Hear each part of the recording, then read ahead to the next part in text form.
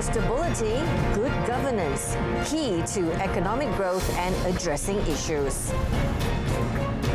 Budget 2025 enhances dignity and improves the well-being of the rakyat.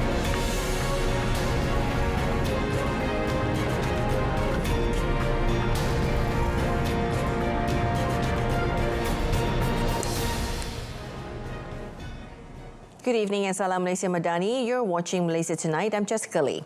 Political stability must go hand in hand with good governance as an effort to resolve all issues related to the people, subsequently driving the growth of the economy. Prime Minister Datuk Seri Anwar Ibrahim insisted that good governance not only enables clear policies to be formulated, but can also prevent any abuse of power and corruption. Tetapi kalau tiris banyak, kalau bocor sana sini, kesannya tak sampai ke bawah. Umpamanya dalam belanjawan madani semalam, peruntukan kepada Sabah itu tertinggi dibanding atau ketimbang dengan mana-mana negeri di Malaysia. Untuk apa? Untuk pastikan tidak ada masyarakat ketinggalan. Prasarana baik, penbonio siap ikut jadual. Jalan-jalan termasuk desa dan pedalaman diperbaiki. Sekolah-sekolah baru, sekolah-sekolah lama diperbaiki. Klinik kesihatan dan hospital. Saya umum juga. He said this during the launch of program Madani Rakyat 2024 Sayangi Rakyat in Kota Kinabalu. Earlier on, during the launch of the Sabah International Blue Economy Conference, or SAHIH 2024, Datuk Seri Anwar expressed full support of the federal government in making the Sabah Maju Jaya, or the SMJ initiative, a success. Sabah plans to establish a significant blue economy hub for the region. Now we have this idea from our smart Haji Chief Minister, wanted to make true blue ocean. A new hub for the region, and I as Prime Minister will give all the support necessary to make sure that Sabah succeed. That's how we work. Are we competing? No, we are complementing. The education sector, which received the largest allocation in Budget 2025, is described as inclusive, catering to the needs of all student segments and capable of uplifting the dignity of the people. Education Minister Fadlina Siddiq highlighted that the government's significant commitment with an allocation of 64.1 billion ringgit aims to ensure that no child is left behind and that every student segment benefits.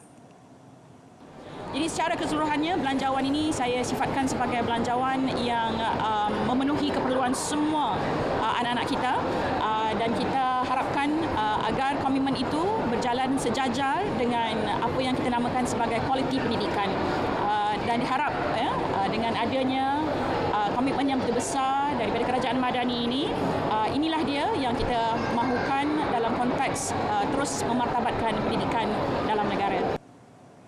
The allocation is even higher than the 58.7 billion ringgit last year, as announced by Prime Minister Datuk Seri Anwar Ibrahim during the tabling of the Budget 2025 in Parliament yesterday. Fadlina noted that with this significant funding, the Ministry of Education bears a crucial responsibility to ensure the Budget 2025 allocations positively impact the ongoing education reform, as education is a vital foundation for developing a sustainable and competitive nation. The 45.27 billion ringgit allocated to the Ministry of Health, or MOH, will allow it to strengthen health services and improve the well-being of the people by focusing on transitioning healthcare from sick care to wellness care. Health Minister Datuk Seri Dr. Zulkifli Ahmad said the allocation, the second highest under Budget 2025, reflects the government's strong commitment to comprehensively reforming public healthcare services. He said the health expenditure is an essential investment to ensure that Malaysians remain healthy and can in turn contribute productively to the national economy. He also said a whole of society approach to primary healthcare will be adopted to create a more equitable, sustainable, resilient and high-quality healthcare system. Datuk Seri Zulkifli said that all the initiatives approved in the Budget 2025 would be implemented by the MOH immediately to ensure that the benefits can be enjoyed by the people in line with the Malaysia Madani aspirations. He added that a large portion of the allocation is aimed at enhancing the capacity of health service delivery through the addition of healthcare staff emoluments, the operation of healthcare facilities, the procurement of medical supplies, reagents, vaccines and consumables, as well as the acquisition of assets. Meanwhile, Deputy Entrepreneur Development and Cooperatives Minister Datuk Sri R. Ramanan said the government is sensitive and committed to stimulate the economy and raise the people's standard of living, as well as to eradicate poverty in the country. He said this was evident through the presentation of Budget 2025 involving the injection of 421 billion ringgit, which is the largest budget in the country's history. He said this shows the government's determination to help and empower the people's economy, as the Madani government is concerned and committed to reducing the burden of the cost of living for all races. He also said Budget 2025 clearly proves that many initiatives have been planned to secure the future of Malaysia, especially the B40 group. Datuk Sri Ramanan, who is also the Member of Parliament for Sungai Buloh, said various new initiatives in Budget 2025 also gave new hope to the people and investors.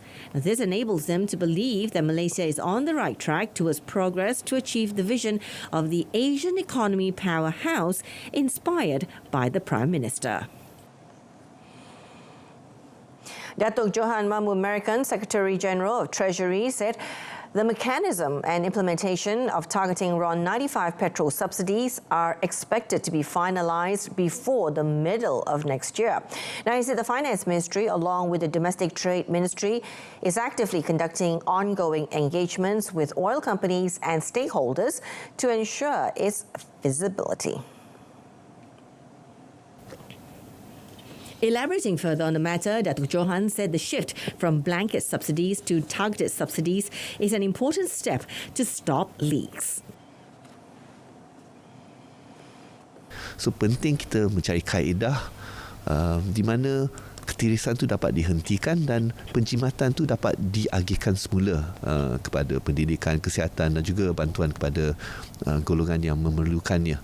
So ia akan mengambil pendekatan yang sama telah juga diambil untuk penyelesaian subsidi elektrik, penyelesaian subsidi diesel. Kita nak pastikan bahawa bukan saja golongan B40, M40 juga masih akan dapat membeli RON 95 pada harga yang sama. In the 2025 budget, the government plans to implement targeted subsidies for RON 95 petrol in the middle of 2025. Now, broader tax base and subsidy rationalization measures are able to increase national income and fund essential government programs. Putra Business School Senior Lecturer, Associate Professor Dr. Ida Muhammad Yassin said these measures are crucial to strengthen the country's fiscal position and achieve the set deficit target. Commenting further on the matter, she said that the money saved from reducing subsidies can be invested in programs that directly benefit the people. Saya fikir dalam hal ni kerajaan ingin meningkatkan pendapatan, ya. Selain daripada mendapatkan pendapatan yang lebih ini, mereka harus mengambil daripada cukai-cukai kerana GST tidak diperkenalkan. Jadi pilihan yang ada adalah cukai sedia ada yang ditingkatkan dan juga cukai baru. Budget 2025 includes plans to implement targeted RON 95 petrol subsidies by the middle of next year. The government's tax policies includes introducing dividend and carbon taxes and broadening the scope of the SST. Now, the government's move to increase individual income tax relief on education insurance and medical and health insurance premiums to ringgit is seen as a good financial planning incentive to encourage more Malaysians to purchase medical and health insurance plans as well as education policies for their children. Now, previously, the income tax relief on education insurance and medical and health insurance premiums was ringgit. Life Insurance Association of Malaysia, or LIAM Chief Executive Officer Mark Odell, commended the move to increase the individual income tax relief for medical expenses of up to ringgit, which also covers medical and health insurance plans with co-payment features. Now, this move will help policyholders manage the cost of medical premiums in the long run and help fund their future long-term medical needs. Odell added that the continuation of the Perlindungan Tenang voucher program will continue to empower the B40 group to take the first step to introduce financial planning in their families.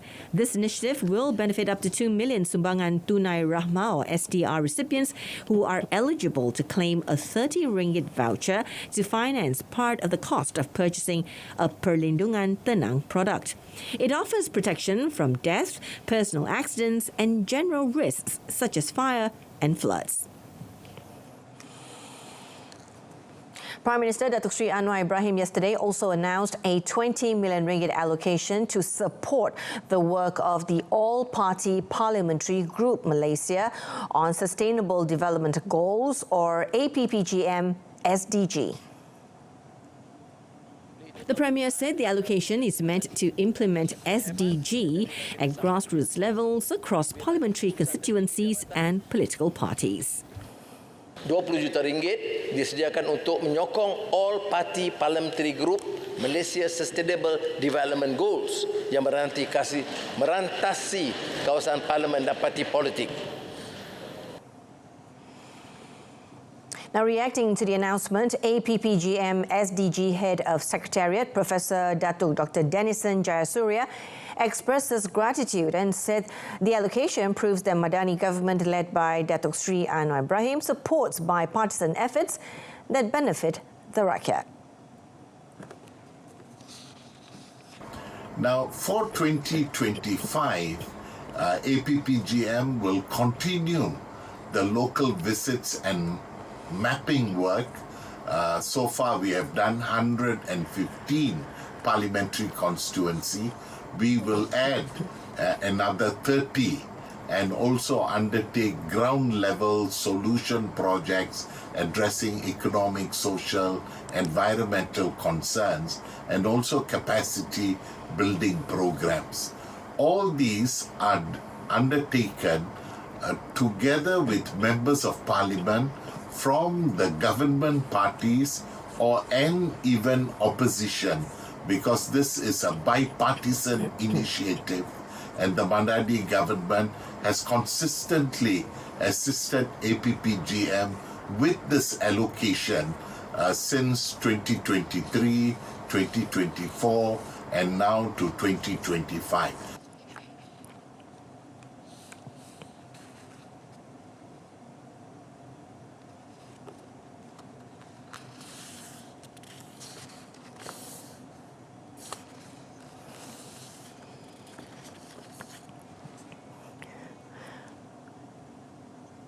APPGM SDG is a bipartisan group approved by the Parliament of Malaysia with the mission of implementing SDGs in all parliamentary constituencies. Now, moving on, Malaysian youths must wisely seize the opportunities presented in Budget 2025, utilizing them responsibly for a better future. Muhammad Izzat Afifi Abdul Hamid, President of the Malaysian Youth Council, or MBM, emphasised that the annual financial blueprint reflects the government's commitment to the well-being of citizens, particularly youth development, as a vital element for national progress. The increase in the minimum wage to 1,700 ringgit exemplifies this commitment, helping young people tackle the rising cost of living. Additionally, the Madani Creative Youth Program aims to engage 6,000 youths through activities like videography workshops, creative content generation, community filmmaking, and short film competitions, enhancing the creative industry for young people. Muhammad Izzat highlighted the 30 million ringgit allocation for the Anak Kita program, alongside support from the Hasanah Foundation, focused on technical and vocational education and training, or TVET, which is essential for equipping the youth with skills relevant to today's job market. He noted that a step-up financing scheme with a government guarantee of up to 5 billion ringgit for young first-time home buyers would alleviate financial burdens and facilitate home ownership with manageable loan repayments. The Consumer Credit Act, or CCA, will be able to address regulatory overlap by authorities. According to Bank Negara Malaysia, or BNM, the Act will ensure greater and effective supervision of consumer credit providers. Commenting further on the matter, BNM said the CCA is expected to be tabled in the upcoming parliamentary session. The central bank noted that when the act is passed, the Consumer Credit Commission will be established as a new authority. The commission will regulate non-bank credit providers and credit service providers in the country. Now, this includes various non-subject entities on any regulatory authority, such as companies offering Buy Now, Pay Later, or the BNPL, and debt collection agencies. Meanwhile, BNM announced various initiatives under Budget 2025 involving the central bank and financial institutions. In particular, 3.8 billion ringgit allocation to support digitalization and automation in application of sustainable and low-carbon practices and increase agro-food production. Now, the allocation of over 800 million ringgit under Budget 2025 to improve the point of presence, or POP, will certainly improve the quality of connectivity in rural areas.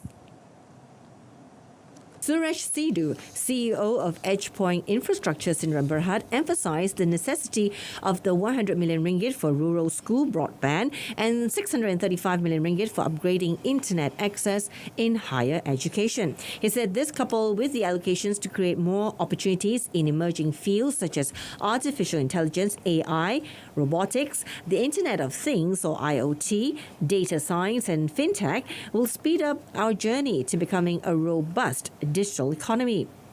Wing Yu Wong, founder and managing director of Extreme Broadband and OpenDC, meanwhile believes that a second 5G network aimed at boosting the competitiveness of the ICT sector will further solidify Malaysia's position as a regional technology hub.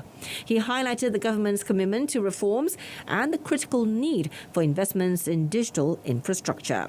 He said by accelerating the rollout of 5G and encouraging its adoption in key industries, the government is laying the groundwork for innovation and digital transformation.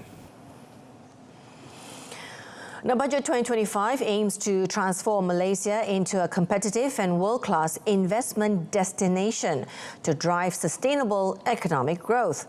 By prioritising digital economy and innovation-led industries, the nation will be able to enhance productivity, foster technological advancement, and attract high-quality investments.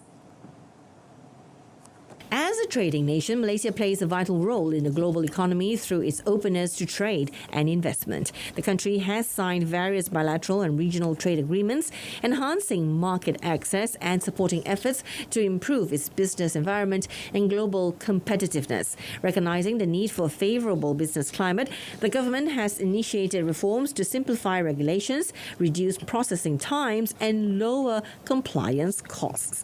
Now, these initiatives aim to boost global rankings and create a smooth, competitive business environment. Malaysia seeks to become one of the top 12 most competitive economies globally in the next decade, focusing on regulatory reforms to attract both foreign and local investors. The Budget 2025 will also lay the foundation for a digital and innovation-driven economy, positioning the country towards achieving a high-income nation.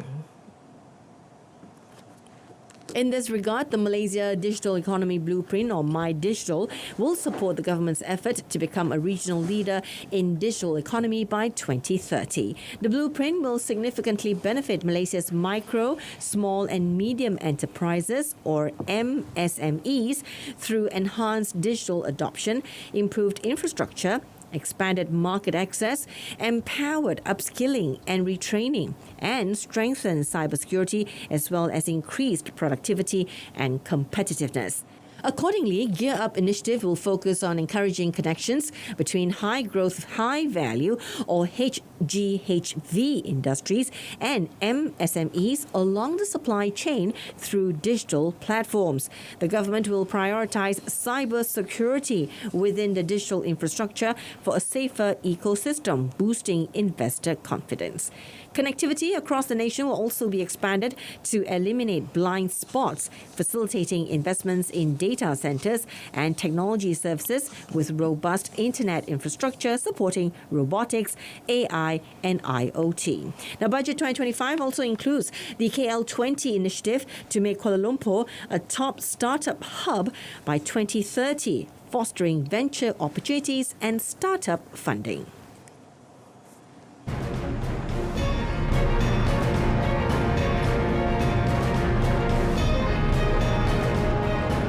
Coming up, Malaysia to enhance ASEAN cybersecurity.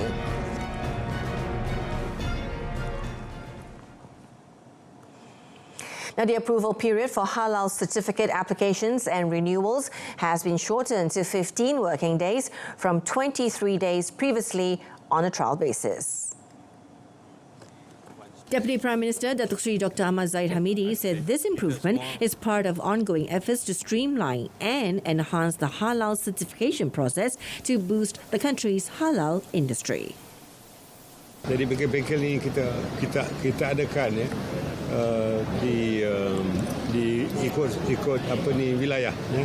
Kita adakan di wilayah tengah, wilayah selatan, sekarang ni wilayah timur. Kita akan pergi ke Sabah dan Sarawak juga ya. Dan tahun depan kita akan lakukan perkara yang sama agar pemohon-pemohon ini akan mengikuti bengkel dulu sebelum mengumpulkan borang permohonan sijil halal. Jadi maknanya mereka telah ada awareness ya terlebih dahulu.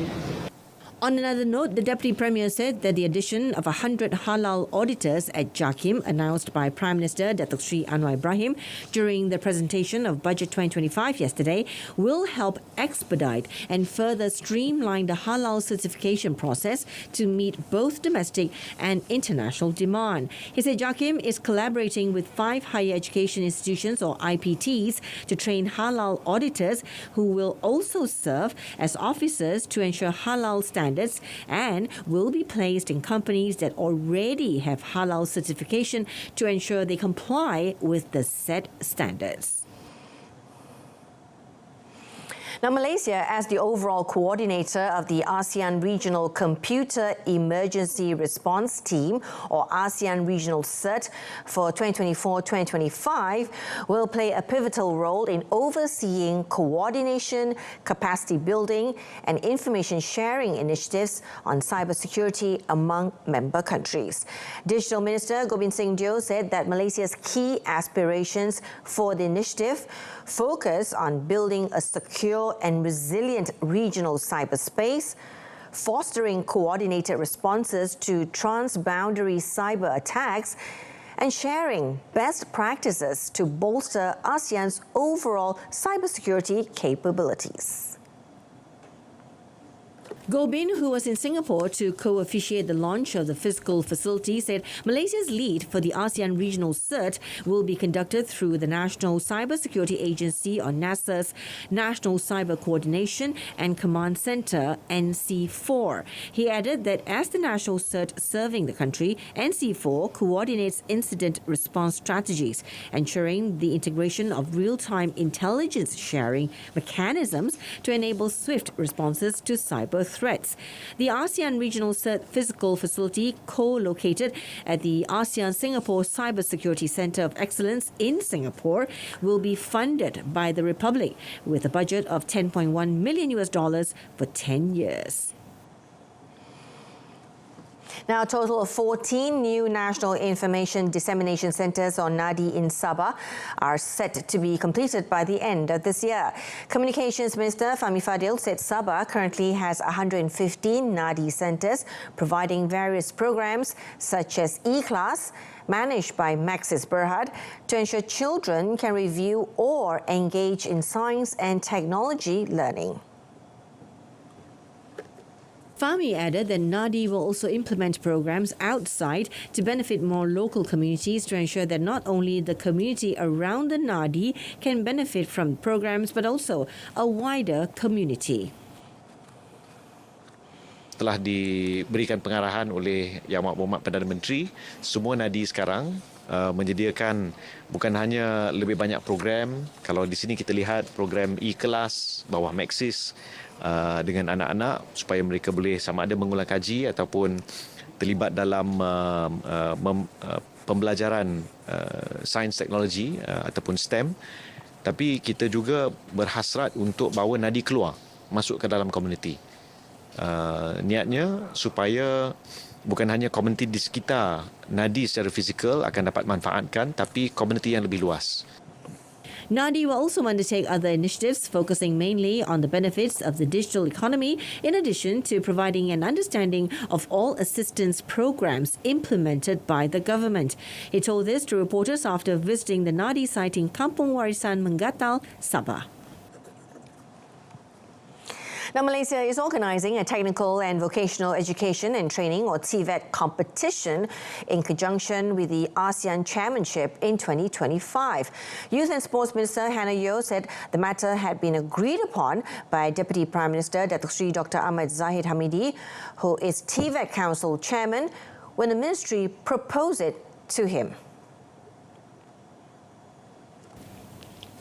She said the matter was proposed following the success of some students of the Youth and Sports Skills Training Institution, or ILKBS, who represented the country at the World Skills Competition 2024 in Lyon, France last September. Tahun depan kepengurusian ASEAN 2025, kita sudah ada calon-calon yang pergi ke World Skill Competition. So kita ada cadangkan kepada Timbalan Perdana Menteri, dan beliau telah menerima cadangan tersebut, dan kementerian beliau akan menganjurkan pertandingan TVET untuk kepengurusian ASEAN nanti. Hannah said the ministry also continues to expand the delivery of TVET through Sports TVET by offering several new courses such as sports facility construction and maintenance courses, motoring sports, four-wheeled and two-wheeled, and sports photography. The ministry has established strategic partnerships with TVET and the gig economy to encourage gig industry players to participate in the skill development of ILKBS students and youths. She told a press conference after the 19th ILKBS convocation ceremony in Bangi today. And that concludes this evening's Malaysia Tonight. In our top story, political stability, good governance, key to economic growth and addressing issues. From the river to the sea, Palestine will be free. I'm Jessica Lee. Thank you for watching.